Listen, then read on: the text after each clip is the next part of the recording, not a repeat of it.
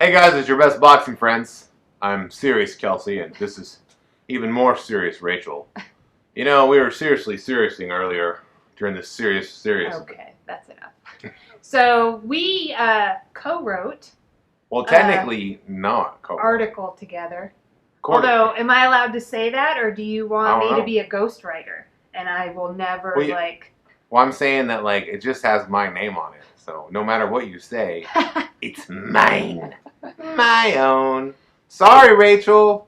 We decided to spend half our day brainstorming fantastic options for the venue for UFC 249, which is going to happen on April 18th. Allegedly, yeah. We thought, you know what? Boxing promoters should tap into our wisdom. Yeah. And we didn't make use of these options. Look, we don't come cheap, is what I'm saying. The combined force of our brains thinking how to solve this issue doesn't just have to be for UFC 249 that still needs a location. It could be for, I don't know, Canelo Alvarez versus BJ Saunders. Whoever else wants to fight, Tyson Fury versus Deontay Wilder 3. We have some ideas, Rachel. 5 potential locations. We even got pros and cons, so just to give all the ideas. So let's give them our best ones, I think. What do you want to go? Yeah. The first one at the top of our list is the past. Yeah. Right. And I think that I really like that one because in the past, you get a live audience. You get a live audience. The coronavirus wasn't affecting people in the past. Right. Right? Well, yeah. Theoretically. Not the way it is now. I think the biggest pro to me of having in the past is that fans wouldn't potentially have to buy the fight on pay-per-view because it would have already happened to us here. They would go back and have the event in the past and go back in time. Right. They'd have the event. Well, we would know what happened back then. Right. Or fans, then it happens in the past, and if you went to it in the past, then back in the future, you would have the memory of UFC 249. That is yeah, that's what I'm saying. Mind-boggling. Right. Okay, yeah.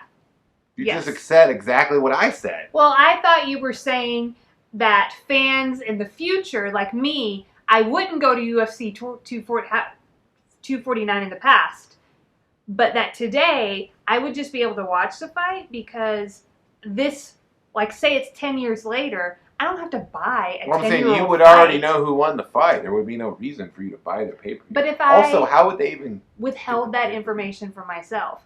There would just be I could just watch an old pay-per-view. Surely, oh my gosh! Right? And I don't know. I never even think about this for the piece, but listen, there's got to be some way to make a ton of money off this. If you could find an online sports book where you could go back into the past, have the event, yeah, but bet on. Well, see, in the future they would already know. I don't know. It gets complicated, honestly. Kind of mind-boggling. Where does the Black Widow fit into all this? I don't know. Also, as you mentioned in the article, time travel isn't real. That's the biggest hurdle for whether it's UFC 249 or Mayweather Pacquiao 2, whatever big fight, is that time travel probably isn't real.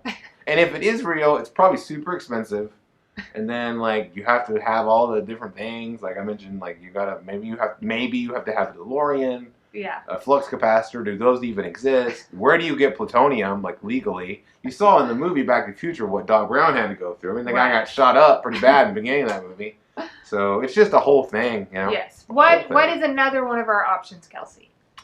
I really, really enjoyed the idea of having it at the WWE Performance Center precisely because I think it's the lowest, ticket option. I think it costs the least to work with the WWE because the WWE exists and so does the Performance Center. They're already doing it. They're already holding events there without live audiences. They have the cameras. They have a place where the wrestlers walk to their ring. They got all of it. You would just need to replace the ring with an octagon, and right? I love the idea. Or they could even bring in the WWE's cage match, where they drop it down. Yeah.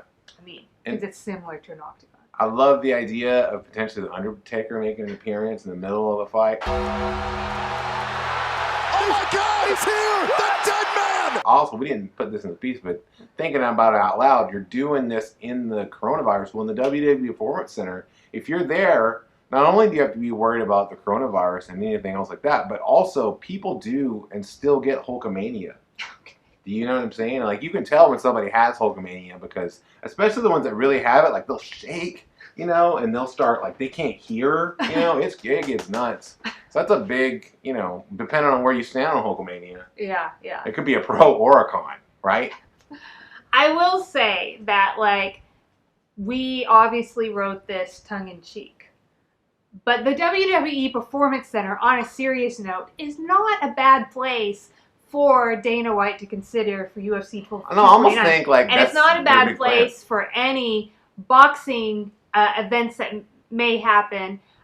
The only thing I would like for just people's safety is if they add testing measures in place. So you have a skeleton crew, right, for like these things, but I think all those people should at least be tested to verify should we all be working together right now. And in the United States, we haven't had the testing ability yet for the coronavirus. My favorite thing about the UFC thing is that, like Dana White said, basically they asked him that, well, are you going to test the fighters?